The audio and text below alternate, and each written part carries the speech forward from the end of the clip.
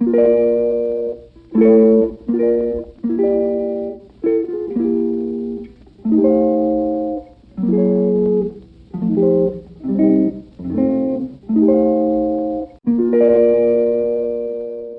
Fables, Volume 2.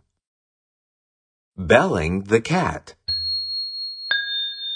Long ago, the mice had a general council to consider what measures they could take to outwit their common enemy, the cat. Some said this and some said that, but at last a young mouse got up and he said he had a proposal to make, which he thought would meet the case. "You will all agree," said he, "that our chief danger consists in the sly and treacherous manner in which the enemy approaches us.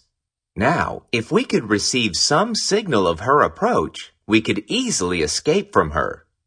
I venture, therefore, to propose that a small bell be procured and attached by a ribbon round the neck of the cat. By this means we should always know when she was about, and could easily retire while she was in the neighborhood." This proposal met with general applause, until an old mouse got up and said, "That is all very well, but who is to bell the cat?" The mice looked at one another and nobody spoke. Moral: it is easy to propose impossible remedies. The Wolf and the Kid. A kid was perched up on the top of a house and looking down saw a wolf passing under him. Immediately the kid began to revile and attack his enemy. "Murderer and thief," he yelled at the wolf. "What are you doing here near honest folks' houses? How dare you make an appearance where your vile deeds are known?" "Those are bold words," said the wolf. "I don't think you would be so courageous if you were down here with me."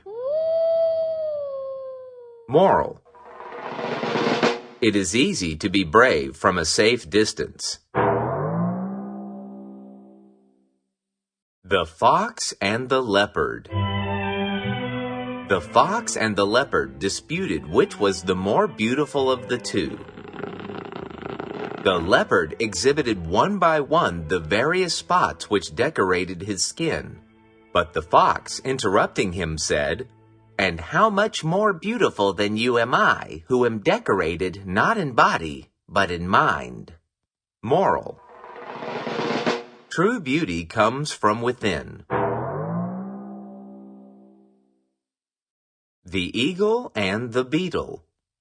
A beetle once begged the eagle to spare a hare which had run to her for protection. But the eagle pounced upon her prey, the sweep of her great wings tumbling the beetle a dozen feet away.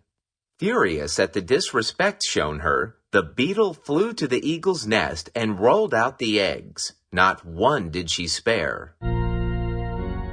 The eagle's grief and anger knew no bounds, but who had done the cruel deed she did not know. Next year, the eagle built her nest far up on a mountain crag, but the beetle found it and again destroyed the eggs. In despair, the eagle now implored great Jupiter to let her place her eggs in his lap. There, none would dare harm them, but the beetle buzzed about Jupiter's head and made him rise to drive her away, and the eggs rolled from his lap. Now the beetle told the reason for her action, and Jupiter had to acknowledge the justice of her cause. And they say that ever after, while the eagle's eggs lie in the nest in spring, the beetle still sleeps in the ground. For so Jupiter commanded. Moral: even the weakest may find means to avenge a wrong. The Donkey and the Wolf. A donkey feeding in a meadow saw a wolf approaching to seize him and immediately pretended to be lame. The wolf, coming up, inquired about the cause of his lameness. The donkey replied that passing through a hedge, he had trod with his foot upon a sharp thorn. He requested that the wolf pull it out, lest when he ate him it should injure his throat. The wolf consented and lifted up the foot, and was giving his whole mind to the discovery of the thorn, when the donkey, with his heels, kicked the wolf's teeth into his mouth and galloped away.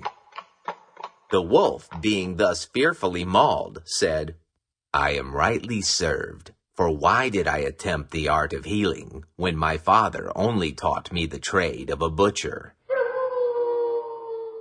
Moral: no one relates honestly to those they fear.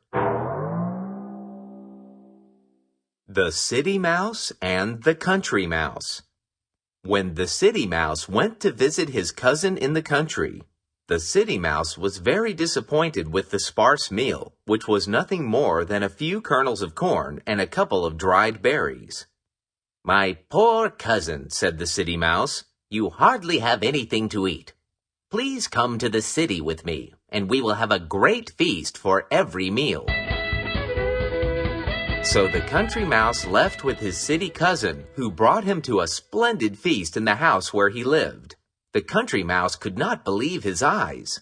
There was a feast of bread, cheese, and fruit laid out on the table. The two mice settled down to eat their wonderful dinner, but before they barely took their first bites, the City Mouse yelled, "Run! The cat is in the house!" The cat gave chase as the two mice scampered into a small hole in the wall, barely avoiding the cat's sharp claws. After the cat went away, the two mice cautiously came out of the hole and resumed their abundant feast. Before they could get a proper taste in their mouth, the lady of the house came in. She screamed in anger and chased the mice with a stick. The two mice again ran away to the small hole in the wall, barely missing the lady's stick. "Goodbye," said the Country Mouse. "You do indeed live a plentiful life, but I am going home where I can enjoy my humble dinner in peace." Moral: it is better to live the simple life in peace than to live in luxury in fear.